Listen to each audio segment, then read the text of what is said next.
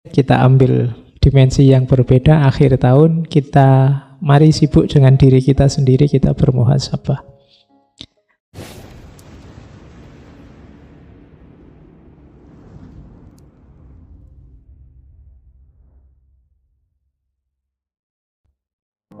Assalamualaikum warahmatullahi wabarakatuh. Bismillahirrahmanirrahim. Abul Qasim Junaid bin Muhammad Al-Qawariri Al-Baghdadi. Oke, malam ini kita ajak beliau untuk membantu kita bermuhasabah akhir tahun, biar kita tidak ribut terus bahas boleh selamat Natal apa enggak. Ya, tema tahunan itu kan, kok ya enggak capek. Oke, kamu simpen chattinganmu itu tahun depan keluar lagi. Oke, kita ambil dimensi yang berbeda. Akhir tahun kita mari sibuk dengan diri kita sendiri, kita bermuhasabah. Bismillah. Yang pertama tentang tasawuf. Seperti apa sih tasawuf? Seperti apa sih sufi? Dan bagaimana sih jiwa seorang sufi itu? Ini teori-teori yang saya ambil malam hari ini banyak dari kumpulan risalah beliau, Risalah Al-Junaidiyah. Jadi ada satu torekot Junaidiyah yang salah satu torekot Mu'tabaroh. Di Indonesia juga berkembang di beberapa daerah. Kalau itu sudah torekot, biasanya sudah institusi, ada mode-mode asketiknya sendiri. Cuma malam hari ini kita tidak masuk ke torikotnya, kita ambil petuah-petuah ajaran-ajaran beliau. Yang pertama, tasawuf. Tasawuf adalah, itu kalimatnya Imam Junaid, Allah menjauhkanmu atau mematikanmu dari dirimu sendiri dan menghidupkanmu di dalamnya besar. Jadi kita hidup, seorang sufi itu berarti hidupnya adalah menepikan dirinya dan menghidupkan Allahnya.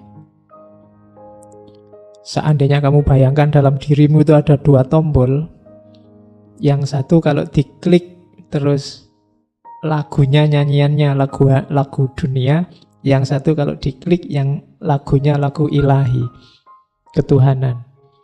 Sufi itu yang diklik yang ketuhanan.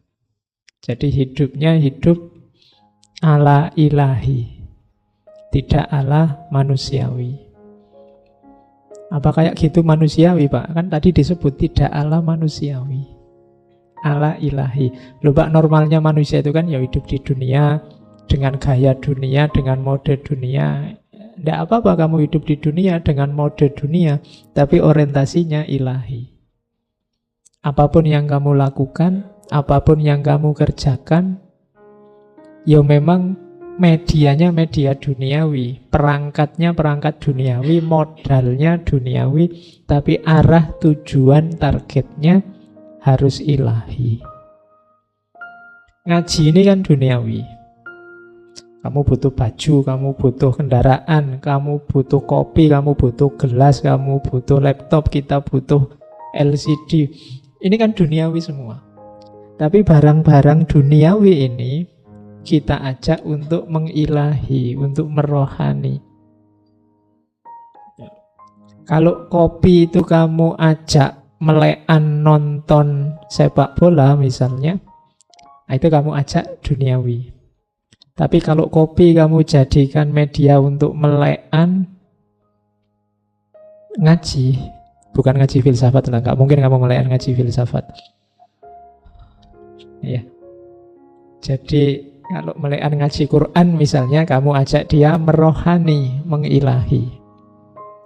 Kalau motormu kamu ajak jalan-jalan ke mall, ya dia sedang menduniawi.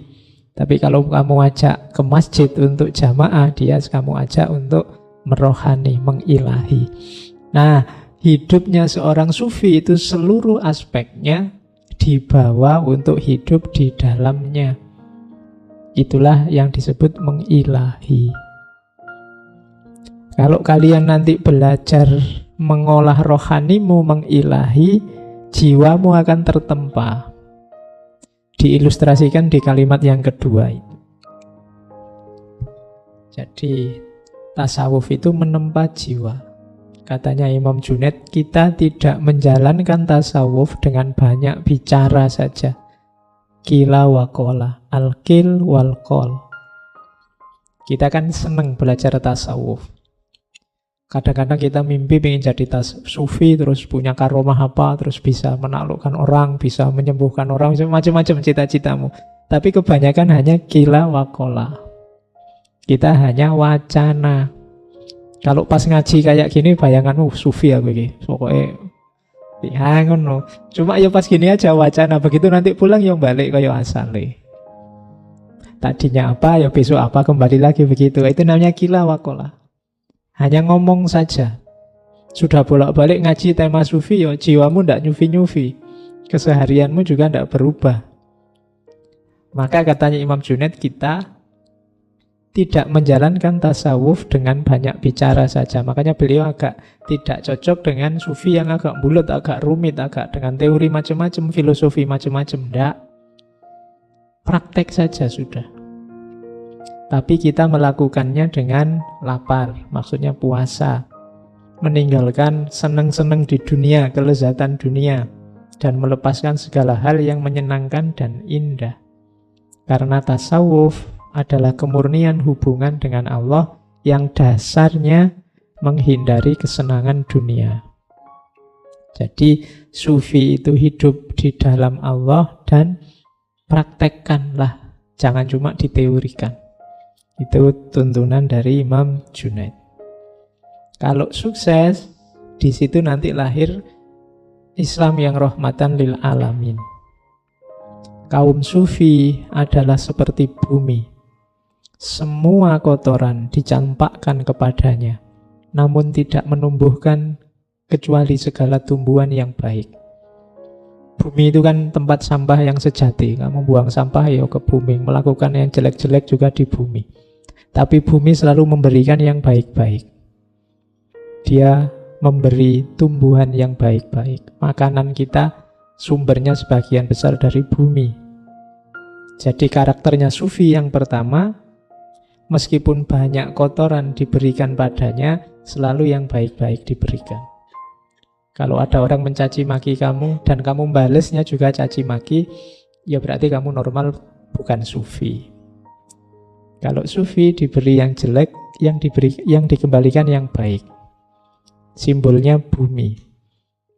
Simbol bumi yang lain berarti apa? Diinjak orang soleh maupun orang munafik, dia tetap stabil. Sebagaimana mendung, dia juga memayungi segala yang ada. Seperti air hujan, dia mengairi segala sesuatu. Jadi jiwanya sufi itu stabil. Diinjak orang soleh ya biasa, diinjak orang munafik juga ya biasa. Bumi itu kan tidak pilih-pilih. Kan tidak mungkin orang munafik menginjak terus buminya tidak mau diinjak, kan tidak. Ya tetap silahkan siapa yang butuh menginjak. Kayak mendung juga begitu. Mendung itu kan dia menaungi siapapun, kan dia tidak pilih-pilih. Air juga begitu, hujan kan juga begitu. Hujan itu ya semua dikasih air, dikasih hujan. Tidak kok, wah orang kafir itu, tidak usah lah. Terus pas orangnya ini tidak kena hujan kan tidak. Semuanya juga kena. Jadi itu yang disebut rahmatan lil alamin. Jadi dia jadi rahmat bagi siapapun, tidak pilih-pilih. Nah, kalau kalian nyampe level ini, jiwamu jiwa sufi sudah. Jadi analoginya, simbolnya bumi. Diberi kotoran bermacam-macam, balasannya yang baik-baik. Diinjak siapapun diperlakukan sama. Siapapun dinaungi. Kalau mau memberi tidak pilih-pilih, semua diberi yang baik-baik. Nah, itu simbolnya bumi. Yang ketiga, jika engkau melihat seorang sufi menaruh kepedulian kepada penampilan lahiriahnya, maka ketahuilah wujud batinnya rusak. Nah, Kalau dua yang atas paragraf itu menunjukkan jiwa sufi, hati-hati yang ketiga ini jiwa bukan sufi. Orang yang sibuk dengan penampilan lahiriah. Jadi orang yang sibuk dengan hal-hal yang duniawi, yang kelihatan. Kalau sudah sibuknya itu berarti batinnya rusak. Apa ndak boleh Pak pakai baju yang bagus, pakai baju yang pantas, yang sopan? Boleh, tapi jangan sibuk di situ. Kalau yang kamu pedulikan, kamu sibukkan hanya itu, itu ciri-ciri batinnya sudah rusak. Jadi jiwa sufi itu berarti apa? Selalu menaungi, membantu siapapun, memberi yang baik pada siapapun, dan tidak sibuk dengan hal-hal lahiriah, atribut-atribut duniawi. Kalau kalian punya kualifikasi ini berarti jiwamu jiwa sufi. Terus kenapa banyak orang suka pada Imam Junaid dan tidak terlalu kontroversial sebagaimana sufi-sufi yang lain? Karena dalam Imam Junaid ada mempertemukan syariat dan hakikat. Jadi batin ya, tapi tidak batin saja, karena batin itu punya jembatan lahir. Katanya Imam Junaid, ilmu kami diukur dengan Al-Quran dan Sunnah. Siapa yang tidak hafal Al-Quran, tidak menulis hadis, dan tidak belajar fikih, tidak boleh ikut. Ini syaratnya kalau ada orang ingin melamar jadi muridnya Imam Junaid. Jadi selalu katanya Imam Junaid, ilmu kita ini ukurannya Quran dan Sunnah. Maka yang mau jadi muridku harus hafal Al-Quran, pernah nulis hadis, berarti dia belajar hadisnya dalam, kemudian ngerti fikih, baru tasawuf. Kalau Quran tidak ngerti, Sunnah tidak ngerti, fikih tidak paham, jangan belajar sufi dulu. Nah itu maunya Imam Junaid. Imam Junaid ini juga faqih, dia kepala qadhi pada zamannya. Jadi syaratnya saya tidak tahu kalau kalian ngelamar diterima apa enggak. Abot, hafal Quran, ngerti hadis, ngerti fikih, baru boleh ikut jadi muridnya. Dan muridnya banyak. Imam Junaid itu muridnya banyak. Meskipun beliau ini tidak terlalu suka ceramah, tidak terlalu suka khutbah. Banyak orang minta Imam Junaid itu khutbah di awal-awal beliau jadi sufi, tapi tidak ada satupun yang diterima. Termasuk gurunya, guru dan juga pamannya, Syekh Syarri As-Sakoti. Syekh Syarri bolak-balik minta, tidak dituruti. Pokoknya dia tidak mau khutbah. Sampai satu ketika, di satu malam, Imam Junaid bermimpi ketemu Rasulullah, terus Rasulullah merintah, Junaid khutbahlah. Paginya beliau bangun kemudian ingin keluar rumah. Begitu buka pintu di depan, gurunya sudah ada, Imam Syarri. Junaid, mimpi apa tadi malam? Ya guru, disuruh khutbah. Ya, sudah saatnya kamu khutbah. Jadi mau khutbah aja nunggu diperintah oleh Rasulullah. Ya, karena memang berat. Dan di antara alasannya kenapa beliau tidak mau khutbah, karena masih ada gurunya. Masih ada Imam Syarri As-Sakoti, masih ada banyak sufi besar yang lain yang terhitung masih gurunya. Dan selama gurunya masih ada, beliau merasa tidak pantas untuk khutbah. Oke, itu di antara tabiatnya Imam Junaid.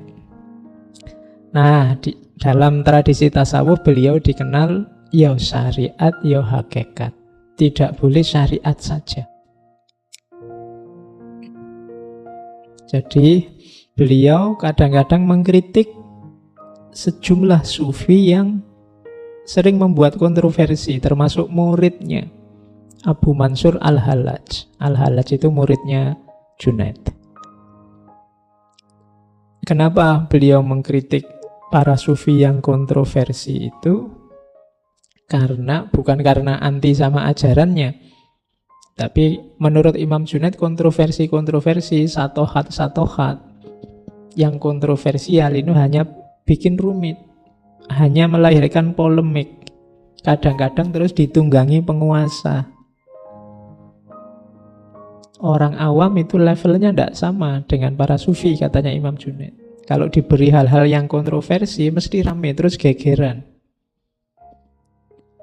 Nah, kalau sudah penguasa masuk, ini bisa dipolitisir. Entah yang pro, entah yang kontra. Maka katanya Imam Junaid, sebaiknya para sufi tidak memproduksi gagasan-gagasan yang kontroversial, yang hanya nambah masalah saja. Oke, ini yang membuat nanti tasawufnya Imam Junaid banyak disukai, karena beliau tidak meninggalkan syariat.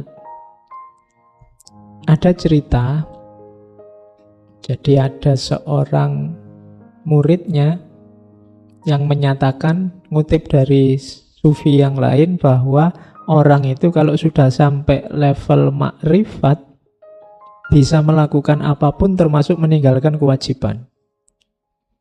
Mungkin kalian pernah dengar ya, ada. Kalau sufi itu wis tidak wajib sholat. Kalau levelnya sudah, makomnya sudah makrifat, itu yang kewajiban-kewajiban itu sudah saatnya ditinggalkan, sudah tidak level. Jadi kalau ada temannya, kamu sholat? Sholat, oh. Kok kamu tidak sholat? Ah, tidak level. Levelku sudah. Ya, kan kita sering gitu. Mengkritik orang, merendahkan orang dengan kalimat tidak level. Saya kemarin ada yang bilang, kok masih cari kebenaran Pak? Lu kenapa? Ah, kalau saya sudah tidak level. Kayaknya karena apa-apa dianggap tidak level. Oke, kamu kok puasa Ramadan? Kalau aku tidak level.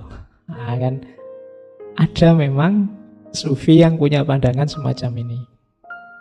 Nah, Imam Junaid terus bilangnya apa? Jawab muridnya tadi, ini bagiku adalah satu pendapat yang berbahaya. Kamu jangan ikut pendapat itu. Sesungguhnya seorang arif billah, Imam Junaid juga menyebut kata arif daripada sufi, adalah mereka yang mengerjakan seluruh amal perbuatan sesuai perintah Allah.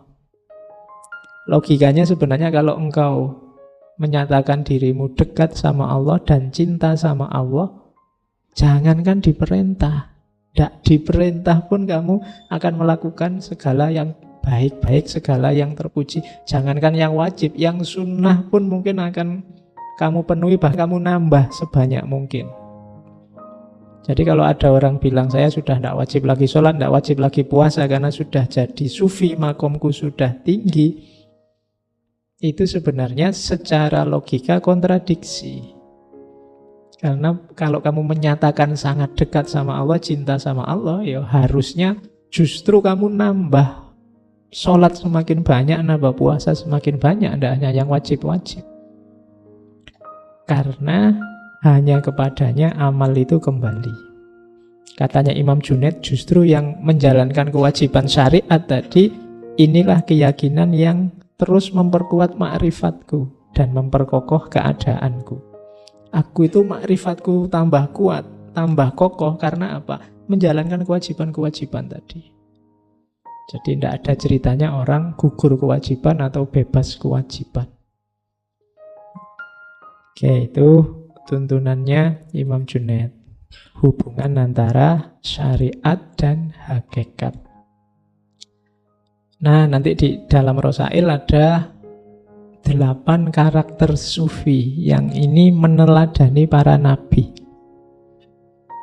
Kalian yang belajar tasawuf, wujudkan ini. Ini termasuk rangkaian dari husnul khuluq, akhlak yang baik. Sufi itu punya 8 ciri. Yang pertama, cirinya Nabi Ibrahim, yaitu murah hati. Nabi Ibrahim itu kan dikenal pemurah. Orang minta apapun akan dikasih. Bahkan ada cerita Nabi Ibrahim itu tidak pernah makan malam sendirian. Begitu dia mau makan malam, kok tidak ada temannya, dia akan keluar rumah nyari teman. Mungkin minta tetangganya untuk menemani. Jadi beliau ini sangat pemurah. Jadi ciri sufi yang pertama murah hati. Sufi kok pelit? Ya wis ndak usah dicari lagi teorinya, ya mesti bukan sufi. Jadi sufi itu murah hati. Kenapa sih sufi itu bisa murah hati? Karena dia sudah tidak terikat lagi dengan dunia. Jangankan ada orang minta, orang tidak minta pun kadang-kadang kalau beliau mau ya hartanya dibagi-bagi. Dikasihkan siapa yang ingin. Jadi ciri pertama itu. Ciri kedua, cirinya Nabi Ismail, ridho. Sufi itu selalu ridho, selalu menerima, selalu rela apapun ketetapan Allah atas dirinya. Tidak ada sufi kok mengeluh, sambat. Kalau kita kan terbiasa mengeluh, jangankan dapat musibah, hujan aja kan kita mengeluh. Panas juga mengeluh. Itu malaikat yang ngurusi cuaca mesti bingung. Ini menungso, ini dikasih hujan sambat, dikasih panas sambat. Musim kemarau sambat, musim penghujan sambat. Kalau Nabi Ismail ridho, jangankan apa yang dimiliki, bahkan nyawanya sekalipun kalau oleh Allah diminta, diberikan ikhlas. Kan kisahnya Nabi Ibrahim dapat wahyu untuk menyembelih. Dan Nabi Ismail tidak pakai mendebat bapaknya. Kalau kamu mungkin kamu ajak debat, itu Allah beneran apa? Apa buktinya? Itu mesti gitu. Kalau tidak bisa ditak, kamu mesti nawar. Tapi kalau Nabi Ismail tidak. Nabi Ismail ngerti bapaknya Nabi ya, terus kalau memang itu perintahnya Allah, ya silahkan. Ya meskipun tidak bisa ditiru, besok bapakmu tiba-tiba, "Le, aku tadi malam mimpi." Bapakmu bukan Nabi. Ya. Tapi ini pelajaran untuk ridho sebenarnya. Apa yang menimpamu, terimalah. Ikhlaslah. Jangan banyak mengeluh. Jadi sufi berarti ridho. Tidak ada sufi kok protes, komplain. Ya Allah, aku sudah capek-capek berdoa kok tidak dikabul-kabulkan. Tidak ada begitu sufi. Sufi selalu ridho. Yang ketiga cirinya Nabi Yakub, sabar. Nah ini kalian semua sudah tahu cerita kesabaran seorang Nabi Yakub. Dari orang konglomerat kaya raya, akhirnya jatuh miskin. Anak-anaknya meninggal semua, istrinya meninggalkan dirinya semua, tinggal satu. Terus beliau kena penyakit parah yang baunya luar biasa sehingga harus diasingkan dari masyarakatnya. Tapi beliau sabar. Jadi sabar berarti kayak ridho tadi, tidak mengeluh, menerima semua yang ditimpakan Allah pada dirinya. Itu Nabi Yakub. Oke, yang keempat, cirinya sufi. Ini penting, yang keempat ini katanya Imam Junaid apa? Mampu berkomunikasi dengan bahasa isyarat. Sufi itu punya banyak rahasia karena mereka makrifat, ngerti macam-macam. Ada banyak hal yang tidak harus disampaikan begitu saja pada masyarakat, nanti banyak mafsadatnya, seperti ceritanya Al-Hallaj. Maka sufi harus pinter-pinter berkomunikasi dengan bahasa simbol-simbol. Yang semacam ini pelajaran dari Nabi Zakaria. Jadi Nabi Zakaria itu tidak punya anak sampai usia 90-an. Kemudian berdoa, saking sabarnya berdoa, akhirnya dikabulkan oleh Allah ya di usia 90-an itu. Sudah sama-sama tua, istrinya juga sudah sangat tua. Begitu oleh Allah dibilang, kamu akan aku beri anak. Kan Nabi Zakaria terus tanya, buktinya apa? Buktinya adalah engkau ketika nanti berkomunikasi dengan masyarakatmu, kamu tidak bisa ngomong biasa semacam ini, tapi dengan kode-kode, dengan rumus-rumus. Illa romza. Nah itu pelajaran dari sini menurut Junaid, rahasia-rahasia Allah yang dalam itu kadang-kadang butuh komunikasi yang simbolik. Makanya kalau istilahnya Ibnu Arabi kan ada creative imagination, imajinasi kreatif, simbol-simbol yang mudah dipahami. Makanya Suhrawardi pakai simbol cahaya, nanti mungkin sufi yang lain pakai simbol yang lain, karena kalau diomongkan apa adanya orang bisa salah paham. Nah, pelajaran dari Nabi Zakaria. Kemudian yang kelima, sufi itu harus tidak terlalu terlibat dengan masyarakatnya. Kalau dalam ajaran sufi ada istilah uzlah. Dalam filsafat kan ada asumsi bahwa orang itu kalau selalu berada dalam kerumunan, dia akan lenyap di telan kerumunan. Dirinya sendiri bisa hilang ditelan kerumunan. Maka sufi mengajarkan uzlah. Uzlah itu coba menjauh sebentar dari masyarakatmu. Kalau kamu ada di situ terus, nanti lama-lama mana baik mana buruk di situ tidak akan kelihatan. Sekali-sekali menjauh sebentar. Dipikir lagi dari jauh. Kalau kalian terlibat terus, nanti kalian tidak kritis. Susah untuk refleksi, susah untuk muhasabah. Wong kamu sibuk terus di situ. Menjauhlah sebentar. Makanya para sufi itu kan dikenal dengan tradisi menenggang dunia. Menenggang dunia itu menjauh sedikit, biar bisa melihat dunia agak jauh. Kalau agak jauh nanti akan kelihatan wajahnya dunia yang sejati. Kalau sangat dekat tidak kelihatan. Orang itu ganteng apa cantik kan kelihatan kalau ada jarak. Kalau nempel hidung sama hidung, mulut sama mulut, itu tidak peduli sudah cantik apa tidak cantik. Wong tidak kelihatan. Kalau sudah tidak ada jarak itu sama saja. Jadi cantik apa jelek itu sebenarnya lebih sering urusan jarak. Jadi jaraknya harus pas. Terlalu jauh tidak kelihatan kamu cantik apa jelek, terlalu dekat juga tidak kelihatan. Jadi makanya ya, kamu yang tidak cakep tidak usah minder. Wong itu urusan jarak aja kok. Ya, biasa saja. Tenang aja, itu urusan jarak. Kalau kamu bilang, kamu kok tidak cakep, alah kamu lihat dari jauh kan nanti tidak kelihatan tidak cakepnya. Atau kamu nempel lo sini nanti hilang sudah tidak cakepnya. Nah, Nabi Yahya ini salah satu nabi pemuda yang juga meninggal di umur yang muda, meneladankan pada kita tradisi uzlah. Jangan terlalu dekat, terlibat dengan kehidupan sehari-hari sehingga mengacaukan kebersihanmu. Apa tidak boleh terlibat? Ya boleh. Cuma jangan terlalu terlibat, jangan terlalu terikat. Itulah uzlah. Kemudian pelajaran dari Nabi Musa apa? Kesederhanaan.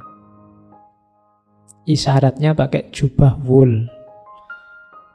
Wool zaman dulu ya, jangan bayangkan sekarang kan kain wool itu ya mahal.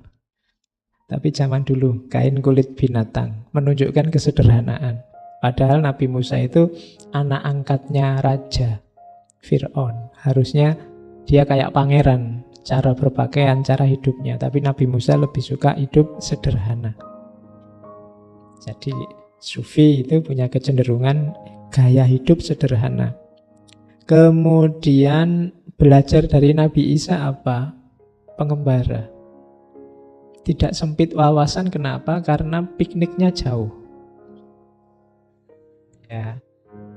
Kamu kan kadang-kadang dikritik orang, kamu pikniknya kurang. Itu kan simbol dari wawasanmu kurang luas. Kamu tidak pernah kemana-mana sih. Yang kamu baca cuma itu. Masa liburan kayak gini malah ngaji. Ya. Yo kalian itu rekreasi kemana biar ngerti macam-macam. Nabi Isa itu kan kalau dibaca sejarahnya kan beliau kemana-mana sama muridnya, jalan kemana, menuju kemana.